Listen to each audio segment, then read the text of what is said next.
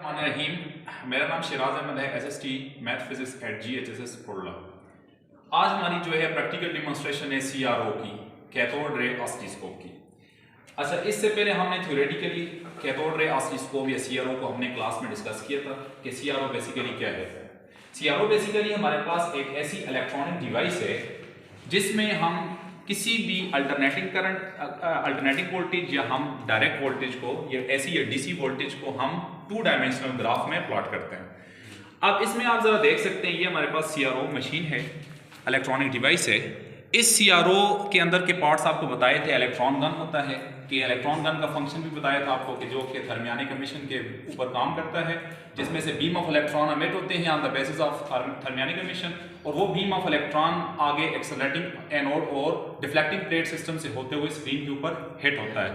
और इस तमाम ऑपरेटर्स को एक एवैक्यूएटेड ग्लास चैम्बर के अंदर रखा जाता है, जहां पर प्रेशर को तकरीबन 10⁻⁴ mm ऑफ Hg रखा जाता है, लो प्रेशर रखा जाता है, ताकि हम इजीली इलेक्ट्रॉन बीम को फ्लोरेसेंस स्क्रीन के ऊपर विजुअलाइज कर सकें।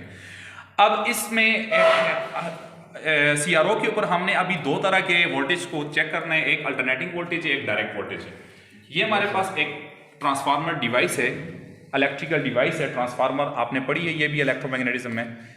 इसमें जो इनपुट वोल्टेज है वो 220 वोल्टेज है, और जो कि हमारे पास एक स्टेप डाउन ट्रांसफार्मर है जो 220 से 3, 6 और 9 और 12 वोल्ट में कन्वर्ट कर सकता है। मतलब इसके आउटपुट टर्मिनल हमारे पास कितने हैं? 1, 2, 3, 4 आउटपुट टर्मिनल हैं। तो एक इसका कॉमन टर्मिनल होता है जिसको हम ग्राउंड कहते हैं, और दूसरा आपके पास 3, 6, 9 और 12 आप जिस पर भी नॉब लगाएंगे तो उतना वोल्टेज आपको आउटपुट में मिलेगा। अब इसको ऐसी वोल्टेज को आपने पढ़ा था कि ये बोथ डायरेक्शन रखता है, पॉजिटिव में भी होता है, नेगेटिव में भी होता है। तो अभी हम इसको CRO की मदद से इसको चेक करते हैं, इसकी वेरिएशन चेक करते हैं। तो ये हमारे पास, अब पहले इसको 3 वोल्ट पे चेक करते हैं, पहले इसको हम 3 वोल्ट पे चेक करते हैं। ये हमारे पास ग्राउंड आ गया और ये हमारे पास पॉजिटिव में, ये आप चेक कर सकते हैं। पहले आपके पास आ गया CRO में ये बिल्कुल साइनोसाइडल वेव्स बन रही है कि ये एक AC वोल्टेज है।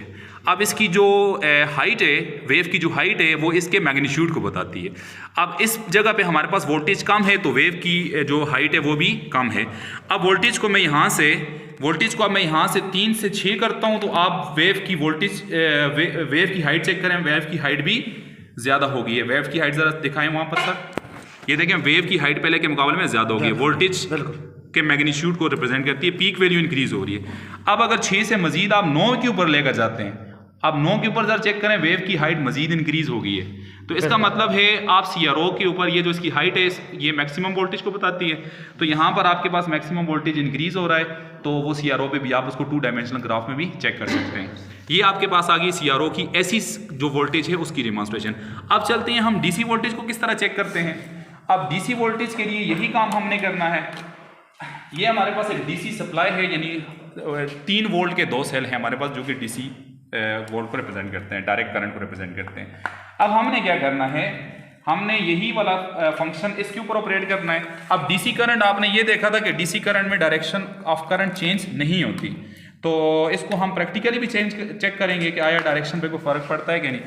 अब इसको चेक कर सकते हैं, ये देखें डायरेक्शन पे कोई फ़र्क भी हमारे पास नहीं पड़ता। अलबत्ता ये जो लाइन है इसका मैग्नीट्यूड 0 से ऊपर चला गया है, जो कि ये बताता है आपको कि इसमें हमारे पास कोई ना कोई वोल्टेज मौजूद है, यानी वो इसकी कैलिब्रेशन एक अलग सा टॉपिक है नेक्स्ट।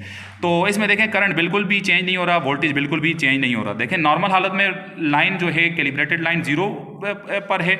अभी आप चेक करें, ये ऊपर चली गई थोड़ी सी, तो इसका मतलब है ये आपके पास वोल्टेज है को मेजर कर रही है, कितनी इसकी हाइट होगी वही वाली बात है, लेकिन डायरेक्शन इसमें बिल्कुल रिवर्स नहीं होगी, स्टडी डायरेक्शन रखेगी चूँकि ये स्टडी करंट है। तो ये हमारे पास एक टॉपिक था कैथोड रे ऑसिलोस्कोप का, जिसका बेसिक फंक्शन ये है कि इससे हम अल्टरनेटिंग वोल्टेज, डायरेक्ट वोल्टेज और उसको हम विजुअलाइज कर सकते हैं, 2 डायमेंशनली ग्राफ के ऊपर प्लॉट करा सकते हैं। इस डिवाइस का बेसिक फंक्शन ये। Thank you very much. इंशाल्लाह नेक्स्ट वीडियो में हम आगे लॉजिक गेट्स के ऊपर बात करेंगे।